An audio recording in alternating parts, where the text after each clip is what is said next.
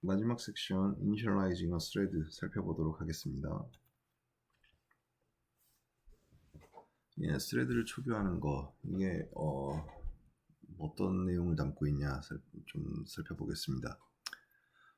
저희가 스레드를 생성을 해서 어떤 스레드에 대해서 속성을 설정을 해주는 함수들을 좀 살펴봤지 않습니까? thread priority가 대표적인 함수였고 또 하나 예를 들자면은 그 특정 스레드가 특정 프로세서 또는 특정 코어에서 주로 실행이 됐으면 좋겠다. 이 스레드는 이 코어에서 실행됐으면 좋겠다. 라고 할 때 보통 스레드의 그 어피니티 마스크 같은 거를 설정을 하게 됩니다.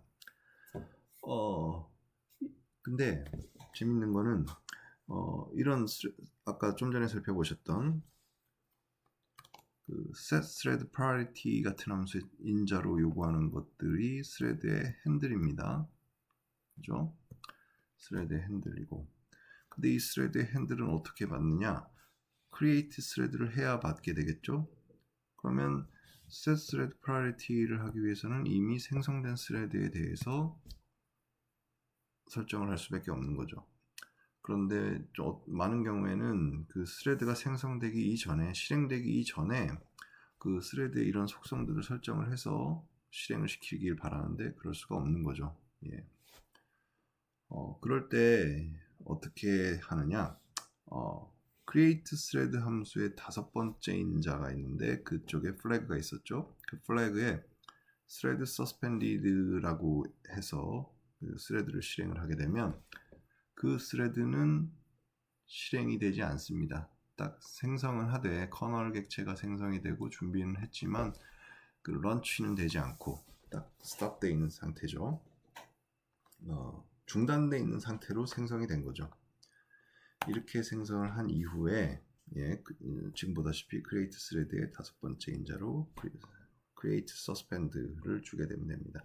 그럼 이렇게 스레드가 중단된 채로 생성이 됐고 그때 set thread priority를 해서 예를 들면 그 스레드의 그 priority를 idle 상태로 바꾸겠다. 예를 들면 뭐 로깅을 하는 스레드다 라고 하면 사실 로깅 스레드가 어떤 CPU의 점유권을 계속해서 받아야 될 이유는 없죠.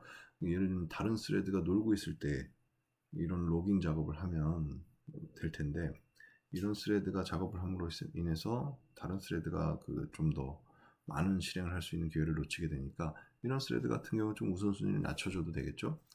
그래서 이렇게 생성을 할 때는 create thread 함수를 통해서 생성을 하고 그때 set thread priority 함수를 호출하면 실행 전에 이런 속성을 변경을 할 수가 있습니다.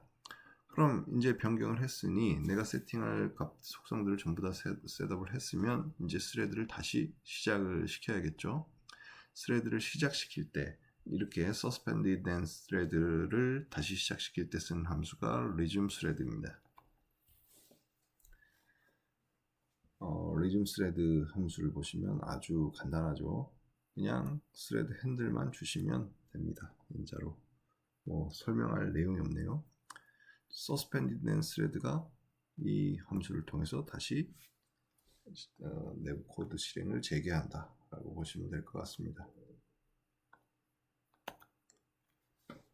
그리고 또 실행 중인 스레드를 중단해 내가 잠깐 중지시키고 싶은 경우가 있죠. 외부에서 그 스레드를 종료시키는 게 아니라 잠깐 정지시켰다가 다시 실행을 시키거나 해야 될 필요가 있을 수가 있는데 시작 전에 정지를 시킬 때는 아까 create thread의 인자로 create suspend라는 플래그를 주면 되는데 이미 실행 중인 스레드를 잠깐 중단시키고 싶을 때는 suspend thread라는 함수를 사용을 하게 되고 사용 방법은 마찬가지로 굉장히 간단합니다. 내가 중단시키고자 하는 스레드에 핸들을 넣어주시면 그 스레드는 중단됩니다. 마찬가지로 다시 실행을 시키고 싶으시면 resume thread 함수를 호출하게 되면 중단된 스레드가 다시 그 실행을 재개하게 됩니다. 예, 여기까지 그 챕터 5의 내용을 전부 다 살펴보았습니다.